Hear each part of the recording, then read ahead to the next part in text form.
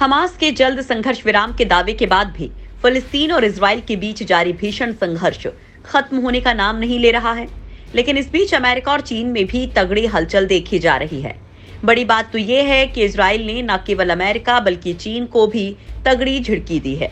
एक तरफ जहां अमेरिकी राष्ट्रपति जो बाइडेन की शांति अपील को धता बताते हुए इजराइल ने कहा है कि वो बीमारी से मुक्ति चाहता है, केवल मरहम पट्टी नहीं, तो वहीं चीन पर घोर यहूदी विरोधी होने का आरोप लगाया है। यानी इजराइल को इस वक्त अर्जुन की आंख की तरह केवल हमास का खात्मा दिख रहा है। और इस बीच चाहे संयुक्त राष्ट्र हो, अमेरिका हो, चीन या फिर रूस और यूरोपीय संघ, वो हर कीमत पर केवल हमास के आतंकियों के खात्मे की ओर आगे बढ़ रहा है ताकि हर दिन होने वाली वारदातें कम हो सकें। इजराइल ने ठुकराई अमेरिकी अपील। अमेरिका में इजरायली राजदूत गिलैड अर्दान ने कहा कि ये युद्ध इजराइल और फलस्तीन के बीच नहीं है, बल्कि इजराइल और आतंकी संगठन हमास के बीच है। अमेरिका के सीबीएस न्यूज के साथ बातचीत में गिलैड अर्दान ने कहा कि हम इस संघर्ष को नहीं चाहते थे। हमने संघर्ष को रोकने के लिए हर संभव प्रयास किया, लेकिन हमास हिंसा को भड़काने के लिए प्रतिबद्ध था। अब हम सीज फायर की संभावना के बीच इस आतंकी मशीन को बर्बाद कर रहे हैं। हम इस समस्या का इलाज तलाश रहे हैं, न कि केवल मरहम पट्टी।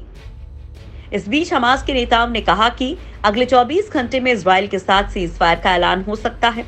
साल 2014 के बाद हुए इस सबसे भीषण संघर्ष में अब तक गाजा पट्टी में कम से कम 227 लोग और इजराइल में 12 लोग मारे गए हैं।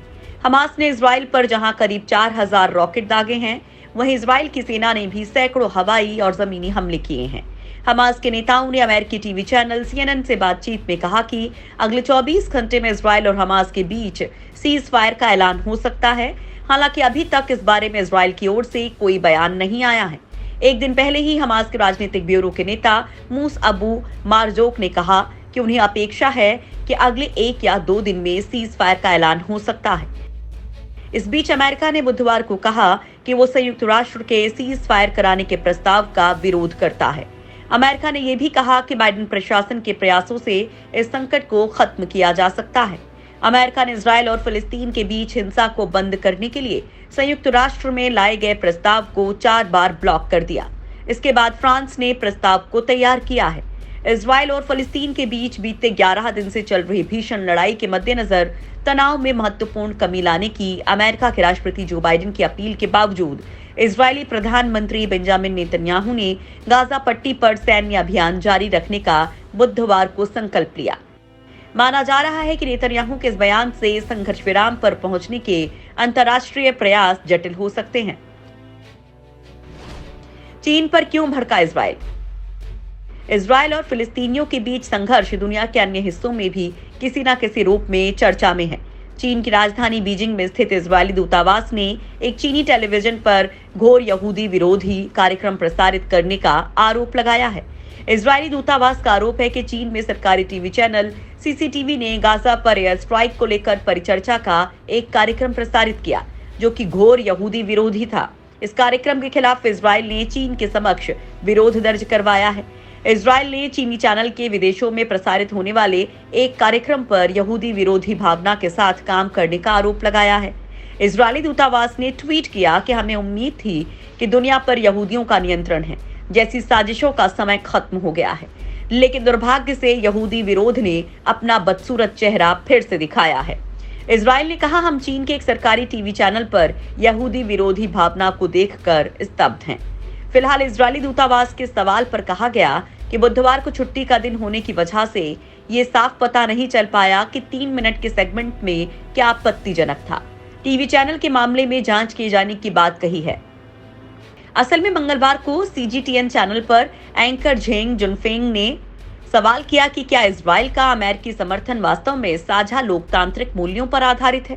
इस पर कुछ लोगों का मानना था कि अमेरिकी विदेश नीति इजराइल के समर्थन में इसलिए दिखती है क्योंकि अमेरिका में धनी यहूदी और नीति निर्माताओं पर यहूदी लॉबी का प्रभाव है। एंकर झेंग जुनफेंग का कहना था कि यहूदी कारोबार और इंटरनेट की दुनिया में हावी हैं। कुछ लोगों का कहना था कि हो सकता है कि यहूदियों की मजबूत लॉबी हो। टीवी चैनल के एंकर ने अमेरिका पर अपने कट्टर प्रतिद्वंदी चीन को मात देने के लिए मध्य पूर्व में इजराइल का इस्तेमाल करने का आरोप लगाया। एंकर ने यह भी कहा कि अमेरिका अरब देशों को मात देने के लिए छद्म अभियान चला रहा है। फिलहाल सीजीटीएन चैनल को चलाने वाले सीसीटीवी ब्रॉडकास्टिंग की तरफ से कोई तत्काल बयान नहीं आया है। चीन का ये टीवी चैनल रूस के आरटी टीवी चैनल की तर्ज पर विदेशों के लिए कार्यक्रम का प्रसारण करता है। चीन लंबे समय से फिलिस्तीन का मजबूत समर्थक रहा है। अभी चीन के विदेश मंत्रालय ने संयुक्त राष्ट्र सुरक्षा परिषद में इजरायली हिंसा की निंदा करने वाले एक बयान को जारी करने से रोकने के लिए अमेरिका को निशाने पर लिया है। हालांकि चीन के इजरायल के साथ भी राजनयिक और आर्थिक संबंध हैं।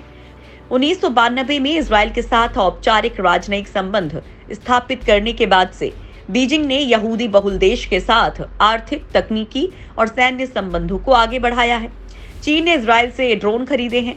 सुरक्षा परिषद में इजरायल की हिंसा के खिलाफ बयान जारी करने से रोकने को लेकर चीन अमेरिका की आलोचना कर रहा है।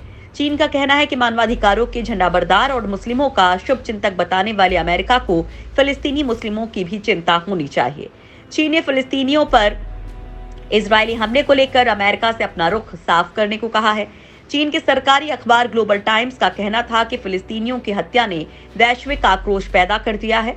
इजरायल का अमेरिकी पक्षपात मानवता के खिलाफ है।